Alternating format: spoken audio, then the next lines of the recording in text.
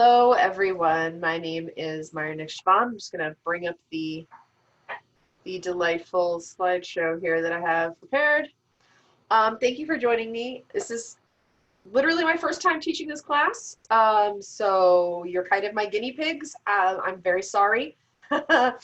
um, Interested in hearing any questions you have at the end, or during this fine. Mistress Disa will be handling those for me. So, as I said, my name is Maire Shiobhan. I'm a courtier of Blothan, or in the Kingdom of Antir. I'm a former Kingdom Bardic champion. I'm a formal baronial Bardic champion of Blothan, or my Bardic focus is on storytelling and female authors of the late period. So, topics that we're going to cover today, and yes, that is me, just because I don't have to ask permission from myself to use pictures of me. Easy to work with. So topics we're going to be covering today. The role of the bard in the story, building your story, audience participation, pacing, your physical presence, inflection and projection, and some memorization techniques that I have found useful in my few years of being a bard. So, what is your role as the bard? Well, historically, bards, the word bard, was used for people who were trained. They were from noble families of Ireland, Scotland, and Wales. They were generally, after their training, sponsored by wealthy nobles and lairds for the purposes of writing praise poetry and tales about the sponsor's wonderful deeds in battle and about the beauty and grace and honor of the sponsor's lady, their lady wife. In Scotland, bards were also knowledgeable about local laws, customs, the family history, territory. So in this oral tradition, the teaching of the morals and history through stories wasn't done lightly. It was very serious and a very important job. So you want to ask yourselves, what is my purpose when I'm telling this story? Is it to teach? Is it a moral or a parable? Is it to entertain for just entertainment's sake, which is fine. I do that a lot myself. Know before you go. Your purpose is going to be very important to how you're going to present that story. If you are bringing news from a local shire, are you just satirizing an unjust political leader? Your chosen role is going to be very important at that moment. For instance, Arwen, when offended by Prince Pwyfil of Dyfed, and I know I said that wrong, it's Welsh, the prince is threatened with being satirized to the value of 100 stags. A bard historically could take down a noble. They could eviscerate them in story and song and ruin their reputation. They could also raise their reputation up. So what exactly are you doing when you're doing it? It's a good question to ask yourself. But building your story. Who are you in the story, right? Are you the narrator only? Are you a participant? Is this first or third person? You can tell both types of narratives. You just want to do one at a time and keep those singular or plural pronouns straight, much like English class. Is this a no shit there I was story? Is this a cautionary moral tale? Depending on the story, a first or third person narrative will change the tone. So decide early on the mood that you're going for. A cautionary tale is often told in a third person, but if you feel comfortable making yourself the center of that perhaps big mistake that helps you learn a lesson, feel free to go there. However you can connect with your story and thereby connect with the audience, go ahead and work it. Just make sure you know where your comfort level is. So you want to keep the pace of the story moving, right? But you need to remember those 3 key hit points there: beginning, middle, and end. Cutting for time limitations is perfectly acceptable, especially in competitions, but know what you're cutting. You still need to set up your characters, you need to set up the problem to be solved, you need to take us on that adventure to solve the problem, and you need to solve your problem. Doesn't do us any good if we don't know what happened at the end. Did the hero find his fair love or not? So in your beginning, intro those characters. Let us know who we're dealing with. It seems It seems obvious, but a lot of times you'll find that some stories kind of skip over who those characters are because they expect you to be familiar with them from previous tales. Assume your audience doesn't know who you're talking about, even if you do. The audience needs to either love or hate your character, but first we need to know who they are, where they are, and importantly, when they are. We are in the SCA. We have a huge time period that we work with. And a 9th century Danish farmer is going to act way differently than a 17th century Italian painter. So where are they? And for that matter, where are you? Are you there in that present time period telling the story as the narrator? Or is this 100 years ago in a land far away type of tale? So, important dialogue. It can be easy to just go through and tell us what happened. Remember what your English teacher told you. Show me, don't tell me. So don't tell me Mother and Sarah talked about the ogre, and decided to board up the door. I'm just going to get a drink here. Give me something more like, Sarah was afraid and told her mother, Mother, how can I marry an ogre? He will surely eat me up. And Mother said, we shall board up the door, turn out the lights, and pretend we have fled. This gives you more character development, makes your story more interesting, and it gets the same amount of plot accomplished in just a little more time than you would have used just saying they talked about it and decided to board up their windows. So building your story, an important thing to remember always is your goal of the character, and that can be spoken or unspoken. We know that Paris went off to Troy to save Helena, but that goal is important to the audience engagement. So if the goal is world domination, well, they must be an English character, first of all. If their goal is to win the heart of the queen, save their mother, is it unspoken? Because it's ultimately tied to their overarching purpose. Like maybe they want to be the greatest wizard of all time. Maybe the story is about finding a dragon's tooth so Alexander can make a potion so he can pass his test. It's not going to make him a great wizard today because that's Alexander's long-term goal. But this is going to be one of the many side quests that will get the audience to that long-term goal with you, will build your character, will build your world. The goal of the character, whether spoken or unspoken, it's always going to be important to audience engagement. So if you're presenting a period story, and I know that a lot of us do try, you want to review it for the main points that you have to hit. Consider what you can cut. If needed, because caveat for competition, if you cut anything, be prepared to answer what you cut and why you cut it. The judges will ask you, a Laurel will ask you. So consider what you need to cut if needed. Cutting for time limitations being acceptable, but if you're telling a story in a period style, I suggest creating a spreadsheet, a diagram, colored notes, whatever works for you and your organizational brain. Some cultures don't have that type of linear storytelling that you might be used to modernly. So you may end up having to cut quite a bit of side story or backstory or history of the characters. I see this a lot with Norse mythologies. You'll still need to take the lesson that you're trying to impart on your audience or the takeaway, whatever that may be. So you don't want to get rid of that. That needs to be clear for your audience, even when you're making those edits. So be sure that's included in your outline. And then even if you cut other things from the story, keep the main points that need to get you to your takeaway. It's a lot like telling a joke. You don't want to be the guy that goes back and says, oh, did I mention that they were in a bar? It's really important that I tell you that they're in a bar. So audience participation. You're going to want the audience to be involved. You're going to need the audience to be involved. It's no fun telling a story for just yourself. Choose or create a story that is interactive, that interacts directly with the audience. Start by introducing yourself. It's okay to make it personal. Is this a first person? Again, no shit there I was story. I just arrived here in Ontario from Scotland, and while on my journey I was accosted by a fae. Let me tell you this tale. I often do this when I perform in court or at competition. I give a little intro of myself, nothing too boring, but I let them know why I'm there, or I thank the king for inviting me that day. Is your story going to be a third-person narrative? So this is the tale of the most beautiful woman, even more beautiful than the Queen of Merides. However you want to say that.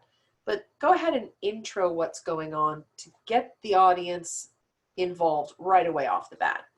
You can ask a question of your audience that relates to the story. Hey, have you heard of a BNI? Speak to them directly on their level. Again, assume that they haven't heard about what you're going to talk about. But when you're explaining it, if you're going to explain it, make it fun. Honestly, they don't really want a history lesson, even though we're sort of required in competition to explain what it is we're doing and why. But try to do that in character as the storyteller. Try to be a little less dry when possible. So, can you use any call and response in your story? Do you need the audience to say the magic words? Do you need them to cheer for the protagonist? Do you need them to make sound effects? Just get creative. Let them know that you need their help with the story. The magic words will only work if you all say it. Your job is creating an atmosphere. The audience wants to be entertained. Above and beyond, this is what I get told every time I compete or I perform, is thank you for being entertaining. Inviting the audience to be a part of the story keeps their engagement, and it gives you a barometer of the mood of the room. You may have to work a little harder to engage them, but constantly be paying attention to where they're at. Are they falling asleep or are they with you? Try to have a point when you can to the participation. Are they someone in the story? Are they watching the scene play out as the crowd cheering on the hero at the sports event? Are you making eye contact with them? Are you drawing them in? Pick a few people you know in the audience, make a point of connecting with them. I like to think of them as my home keys, like when I'm typing. Try to practice this beforehand if you can, so you remember during your performance. But using folks in the front row, the first few rows, look them directly in the eye when you're asking questions, but don't be afraid to look beyond. People who sit in the back also want to be involved. Play to the back of the room, but return to your home keys when you get nervous if you feel like you need a friendly face. It's what I generally find to be the easiest thing. Don't imagine anybody naked. It doesn't actually work. That's an old 80s movie trope. So don't worry if your audience isn't completely quiet. In a perfect world, everybody is spending all their time in rapt attention to you. But we all know that courts can be long. Sometimes you're a filler. Sometimes they're there to watch you perform, and sometimes they're just waiting for their turn to be called up. Audiences at the Globe in Shakespeare's time weren't always paying attention either. Sometimes you're going to raise your voice to get through the din, but you might only be getting the front half of the room. Don't underestimate the value of pausing, lowering your voice. From time to time, if you can, a quieter, smoother delivery can draw the attention of your audience, especially if you pause a little too long. You give them that serious look, maybe they'll bring them back around to paying attention to you. If your audience is quiet and particularly attentive, use all the same tools, eye contact, responding to their reactions, using your inflection to hit those specific words that are important to your story. You have the option of being slightly softer with your voice, for instances, to invoke the move. You can be louder when you want them to be excited. You don't always have to be. It's a constant moving target. You may change how you perform from one court to the next. Often my stories have something slightly different depending on where I am. And playing to your audience is one of the most important things that you can do as a bard to keep them engaged and make them want to listen to you. Remaining calm and in control of your responses and actions are going to allow you to react in real time, but practice, practice, practice. That way, when something falls down behind you and makes a loud clattering noise, you're not going to jump and lose your place. You can play off that that's somebody being loud in the back of the kitchen while the king's trying to eat. Whatever it is you want to do, but always practice. So how can we tell if your audience is listening? Pay attention to the body language of those that you were looking at and making eye contact with. Try not just to look at them, but to see them. Are they responding to you when you ask a question? Are they looking back at you when you try to make that eye contact? If you go back to a section 2 or 3 times and the audience over there just isn't listening, you don't have to keep working that section. You know, I know I just said try to keep working, try to bring them around, maybe be quiet, maybe be loud, but there are going to always be those occasions where there's a group off to the side or to the middle, to the back or wherever that aren't interested, and that's okay. Your time and your energy are important, and you don't necessarily have to keep pinging back to them, trying to bring them in. Go ahead and focus on the people that are really giving you their rapt attention. And you know what? You can, at a feast, if everybody's busy eating or talking, go ahead and focus on the high table. Go ahead and focus on the guests of honor. And if you really feel like it, go ahead and wrap it up. Again, your time and your energy are important. So pacing, something that I'm having an issue with right now because I'm nervous and I'm going too fast. Adrenaline can make you speed up, right? For the record, I think you're doing great. Oh, thank you, honey. I tend to blah, blah. Your adrenaline's going to make you speed up. You're going to talk faster than you normally talk. As a storyteller, you are directing the emotional responses of the audience, so you want them to be able to follow along with you. Tongue twisters, right? That alliteration, they have to be able to understand you. It goes along with pacing as well. Your facial expressions, your physical movements, all of that is going to be tied into your pacing. Use your pregnant pauses. Just like that. Your initial reaction is going to be to run through your story to get to the point. But the story is the journey. So you want the audience to experience those ups and downs with you. You want to take them on that roller coaster. And don't be afraid to let it hang a little bit. If you want them to feel that joy or feel that sadness a beat longer, go ahead and give it to them. Give it to yourself if you feel that that's going to service you and the story better and the audience as well. So your pacing, again, practice, right? Practice your piece slowly. Slow it down more than feels natural. Slow it down again. Make notes in your script, outline where you need to slow down, and then go ahead and outline, underline, highlight, whatever works for you, the words you need to hit. What are your emphasis points? Work your pacing around those points. Some parts of your story are going to be able to be sped up a little bit, and that's okay. You're going to want to speed up where you can so you can slow down where it's important. After you've practiced it slowly, you feel in control of your words, you're not forgetting specific plot points that you need or jokes that you really know are going to work. Go ahead and try it at a normal feeling pace, your normal speed. Again, practicing those pregnant pauses, especially on areas where you need the audience to reflect. So now you've been practicing, you've been speeding up, you've been slowing down. Record yourself. Record yourself at what you feel is your normal speed. Practice it with a timer. If you're going to be doing this for a timed competition, it's always good to know how much time your intro is going to take. If you're only given, let's say here in On Tier, I believe at Kingdom level, we were given 10 or 12 minutes. That included giving our oral documentation, which was required, and getting through our piece. And it sounds like a long time until you start working on a historical piece and you realize it's dozens of pages long and you're going to have to cut down, and where's a good point to cut. So practice that with a timer. Video yourself, like I said, watch it, tweak it, improve upon it. It can be uncomfortable to watch yourself, but for a lot of people that's easier than practicing in front of others. To give you a little honest insight, I have a hard time practicing in front of my husband and kids. I don't know why. I can practice in the car though. I can listen to myself on a recorder. I can watch myself. But for some reason, practicing in front of my family is really hard for me. But do what works for you. Not everything is going to work for every bard. We're all different. We all have a different type of bardic that we're normally doing. Some are storytellers, some are musicians. So looking at that video, and I do suggest you video yourself even in a mirror. Look at your face. Look at your body movements. Are you hitting those points we talked about physically as well as vocally? Are you going over your time limit? Okay, why? Do you need to trim details that don't add to the overall story?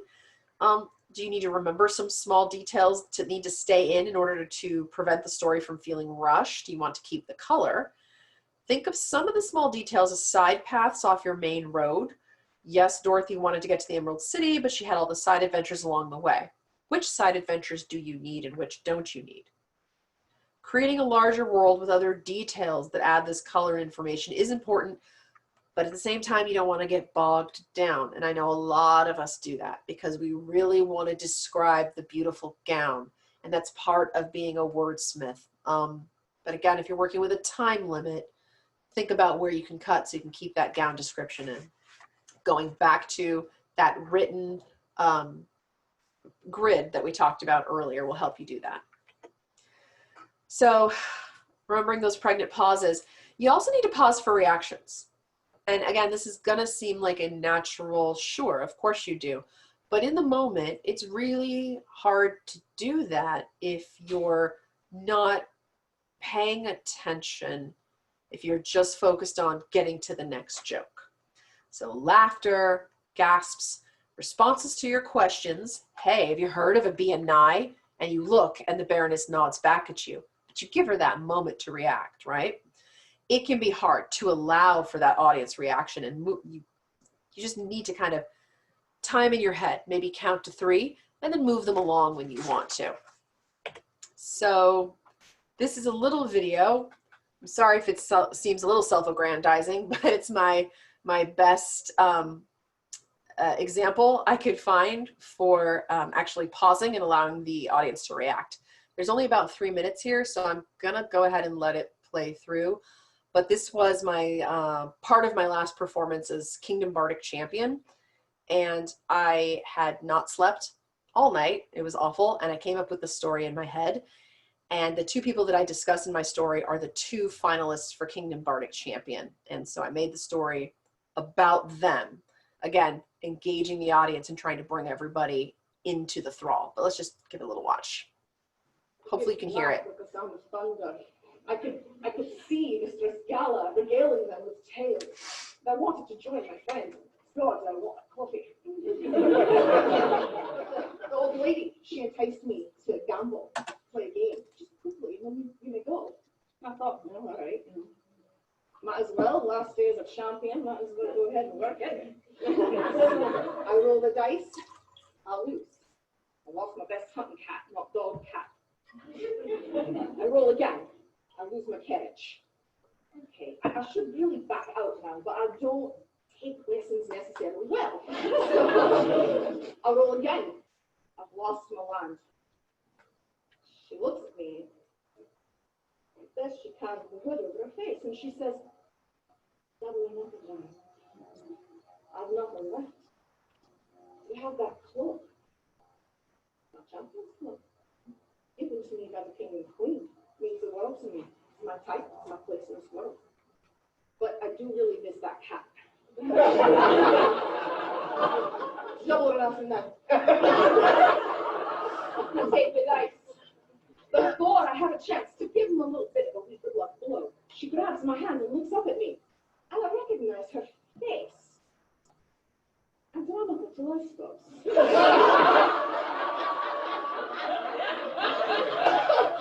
She squeezes my hand because she's a warrior, as you know, a warrior poet. And as she lets it go, my hand releases and snake eyes.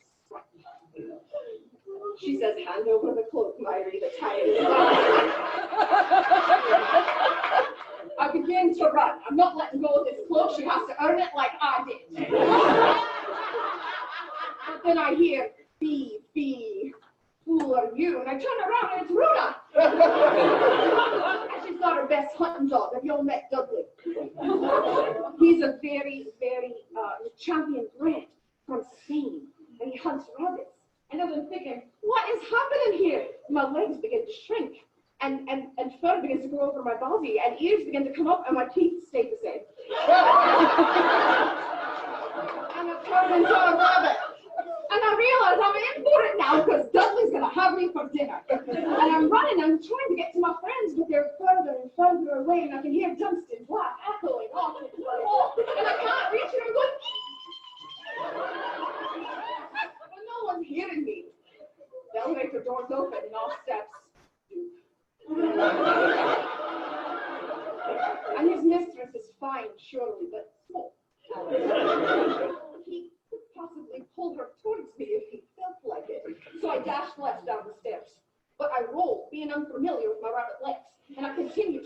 roll and roll until I rolled to the end of the stairs. But I was me again. So the magic was broken, surely. And now, I stand here, looking at you two. And I simply ask this of you, Your Majesties, if I may. No matter who you choose today, the warrior poet or the huntress songstress, watch them closely.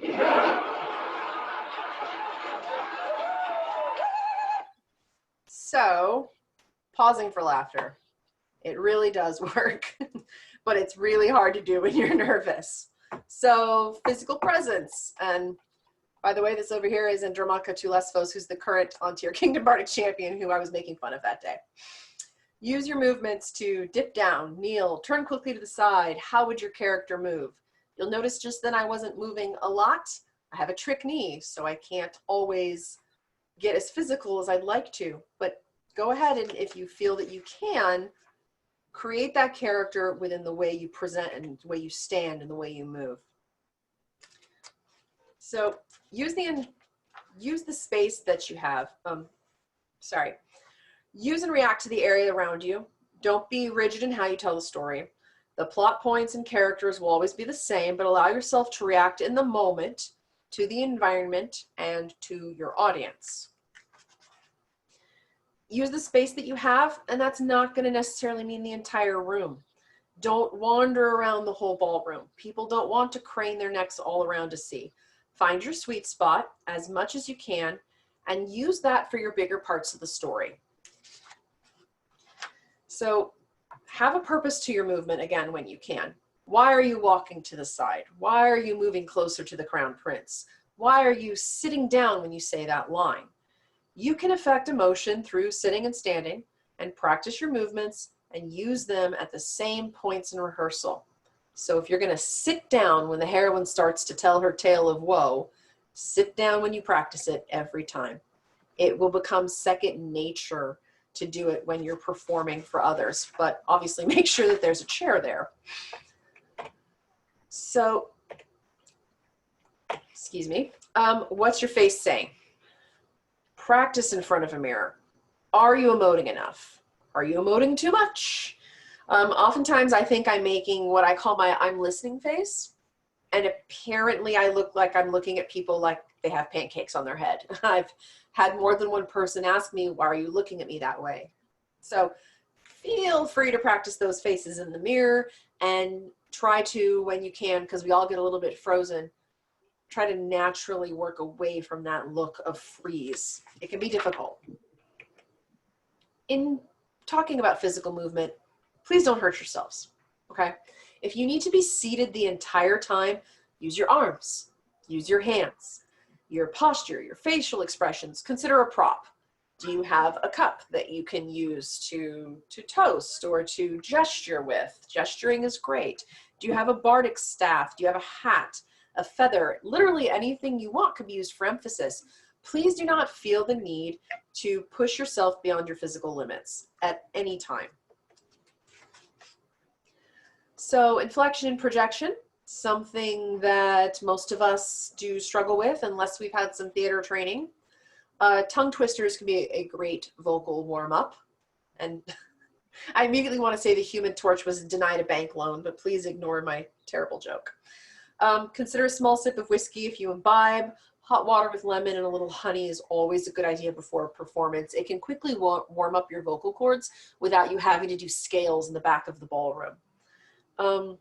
Practice with and without an accent. If you're planning on doing an accent, it might sound like your words are clear to you, but I oftentimes, when I'm trying to use Scottish, realize I'm falling out of it and then I'm trying to push myself back into it. So sometimes I just drop it. I usually only use it for funny pieces like that. For my dramatic pieces, it's the King's English every time. If the accent's going to make you harder to understand, dump it. So again, it's kind of common knowledge, but you don't want to mumble. A lot of that is nerves, right? A lot of that is not practicing. So if we kind of hit on the earlier points we talked about with the practicing, with the little bit of vocal warm up, you're less likely to mumble. But if you catch yourself doing it, breathe, take a beat, pregnant pause, and go ahead and start that next line a little louder, opening your mouth up a little more. Your goal is to control the audience with your tone, especially if you're in a small place or you're sitting down and you're not moving around and everybody's watching you bounce around. You're using just your voice, especially for those tense moments. Where do you want them to go? Are they scared? Are they happy? It's got to reflect in your tone. So breathing is super important. If you cannot breathe, you cannot project. So I want you to practice those lines in your shower, in your bathroom, in your backyard, in your car. I practice in my car all the time. Hold your hands under your diaphragm and really force the air out in hard bursts and kind of a ha, ha. And you can feel that air. That's where you want to be projecting from. Vocal warm-ups again from choir. Anybody remember any theater warm-ups? Use them. It's going to look a little silly. So core strengthening, super important. This is like kind of a modified Suzuki movement where I'm holding my legs up, my abs are tight, and I'm actually saying my lines with my legs in that lifted position. It's not fun. It kind of hurts. If you're not physically able for back or whatever reasons, don't do anything like this. Don't do crunches. But that's one of the ways we were taught in theater school to project and also to push past the pain. But I'm not expecting you to push past the pain. I am not my French theater movement teacher. You want to strengthen your core muscles though. This is modified Suzuki movement, like I said, but do what you can do physically, always. So memorization techniques, big question that I get a lot. Repeat out loud section by section, record your readings, listen to it while driving, sometimes using a sing-song style. I know a lot of people find it easier to memorize a song than a paragraph of words. So go ahead and put that to a tune that's easy for you to memorize. Is the piece you're going to do in meter? Is it Shakespearean? Go ahead and use the meter to memorize the stanza, but later slow it down your speaking to hit those important words. You don't always necessarily want to stop at the end of the line simply because that's where it looks like the line's going to stop. Sometimes it flows naturally to that next line. And if you don't know the words, look up the meaning. That will help you remember that word. A lot of times, medieval and Renaissance pieces, they used language differently than we did. And if you don't know what you're saying, it's a lot harder to memorize it because you don't know the point of what you're saying. Most importantly, have fun, always. If the story is not exciting to you, if the audience is not right for that story, if you need to work on it more, do you need to dump it and start over? Is the style, culture, and theme right for you? We use the term bard so very loosely in the SCA that maybe what you see other people doing is not what you want to do. You don't necessarily want to sing a lot of songs. You're not really a trouveur, right? You want to be a storyteller. Look for stories from your culture, or just look for sorry, I'm blanking on the word, but like in Scottish culture, I was looking up just the folklore and the fables and what the different names of the fairies were, and I built my stories around those, for instance. You can do that for your culture and your time period as well, but if it is the SCA, you can go anywhere you want. You can do a 14th century virelay, and then you can later on do a Norse piece. But please, have fun. It's readable on our faces when we're not. We're telegraphing as bards when we don't know what we're doing and we're not having fun. And that's natural because that's just what you are as a human. Unfortunately, is a big old telegraph on that face, right? Well, I hope that I've given you some good points today. Like I said, it's my first time teaching the class, so I apologize if I went too quickly or if there's anything I didn't hit. But if we have any questions, I'm available to take them. You can type them into Mistress Disa. If not, I really appreciate y'all joining me and being my guinea pigs. I just typed in and asked if they had any questions, so I'm just waiting to see if anybody has any. Oh, it looks like there are questions. Okay. Somebody said yes. Yes. So. Okay. We'll see what Let's try a question.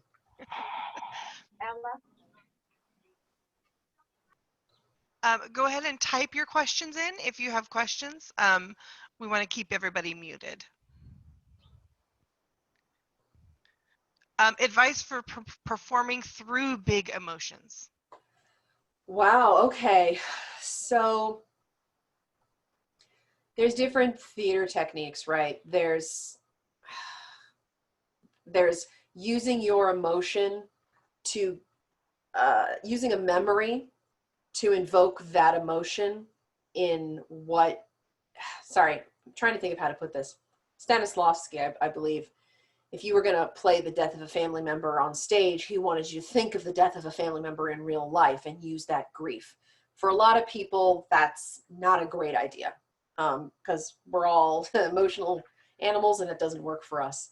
So if the emotion you're trying to play through works in that scene, I think that go ahead and try to keep a little bit of that, use that previous emotion or that previous happening to you to help with your character in that moment. If it's not appropriate, it kind of goes back to that stop, take a beat, breathe.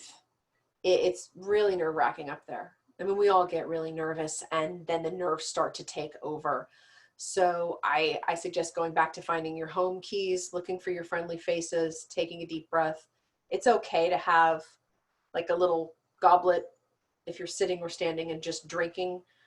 The audience doesn't necessarily know that you're pausing for you and not the story.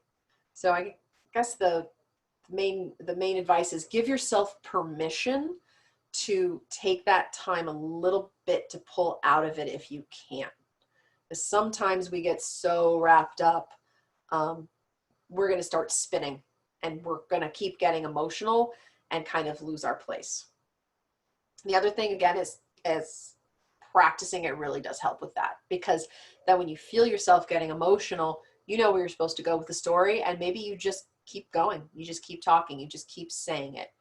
And you'll find that your emotion could kind of ride it out with you. If you've already memorized the story, sometimes it's just going to kind of sit with you, but you're going to be able to get through that and later go decompress. One thing I like to tell all audiences and other bards, don't run up to a bard right after they perform, please, and let them decompress, because they might have just brought up something internally that they need to go deal with in the corner for a few minutes. But by all means, give yourself permission to feel it and then pause.